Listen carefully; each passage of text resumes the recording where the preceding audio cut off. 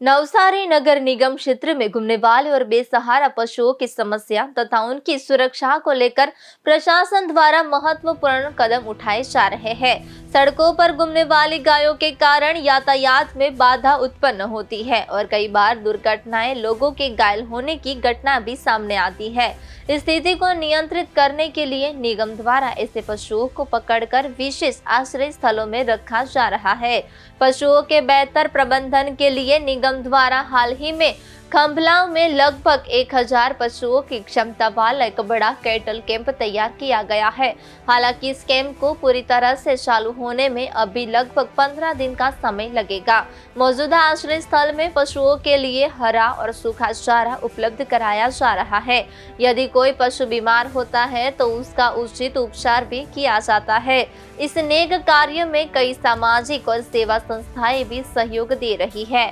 हालांकि पशुओं के त्वरित उपचार के लिए फिलहाल कोई विशेष एम्बुलेंस उपलब्ध नहीं है, इसलिए जीवदया की भावना को ध्यान में रखते हुए निगम से जल्द एक एम्बुलेंस और आवश्यक दवाओं की व्यवस्था करने की मांग उठ रही है, ताकि बीमार पशुओं की बेहतर सेवा और देखभाल की जा सके। नवसारी महानगरपालिका बन्या पछी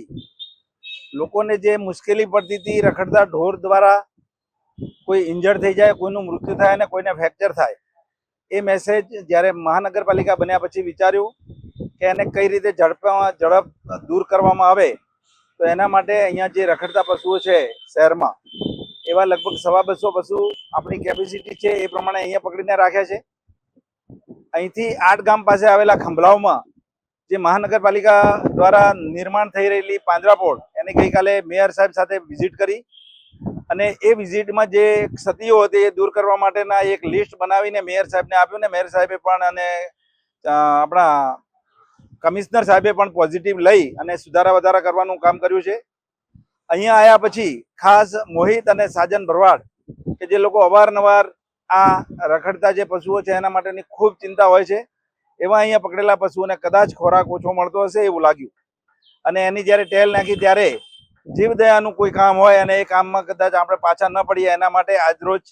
લીલું ઘાસ અને સૂકું ઘાસ જોઈએ એટલા પ્રમાણમાં લોક ભાગીદારીથી મળી રહેશે।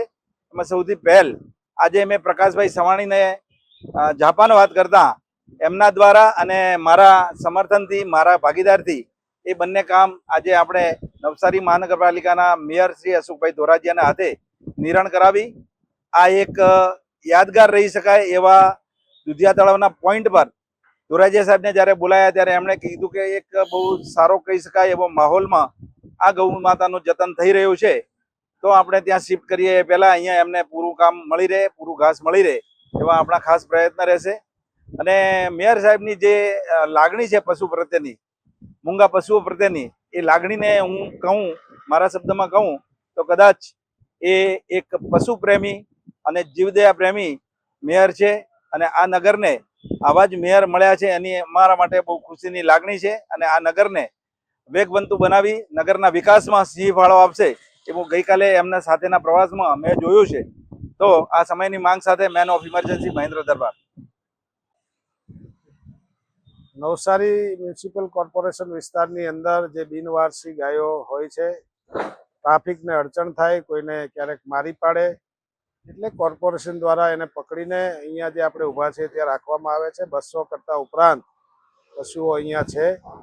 આપણે ગઈકાલે જ ખંભલાવમાં કોર્પોરેશન દ્વારા 1000 જેટલા પશુઓ રહી શકે એવો મોટો કેટલ કેમ્પ તૈયાર કર્યો છે અને 15 દિવસ લાગશે। અહીંયા પણ જે વ્યવસ્થા છે આજે જોયું કે એમને લીલો ઘાસચારો, સૂકો ઘાસચારો, એમને કોઈ બીમાર ઢોર હોય તો એમની સારવાર વગેરે કરીને એને સાચવવામાં આવે છે, એની કાળજી રાખવામાં આવે છે। સેવાકીય સંસ્થાઓ પણ આમાં જોડાણી છે અને એક ડિમાન્ડ ઊભી થઈ છે કે ભાઈ આમના માટે કોઈ એમ્બ્યુલન્સ નથી તો સત્વરે કોર્પોરેશન દ્વારા એક એમ્બ્યુલન્સ ઉપલબ્ધ કરવામાં આવશે અને સાથે જે કંઈ દવાઓની જરૂરિયાત હશે એ પણ ઉપલબ્ધ કરીને એમની સેવા કરવામાં આવશે। કારણ કે એક જીવ દયાનો સવાલ છે, આપણે બધા સંવેદનશીલ થઈને એમની સારવાર કરીને એની યોગ્ય જતન કરીએ એટલા માટે આજે આ સ્થળની પણ મુલાકાત લીધી છે।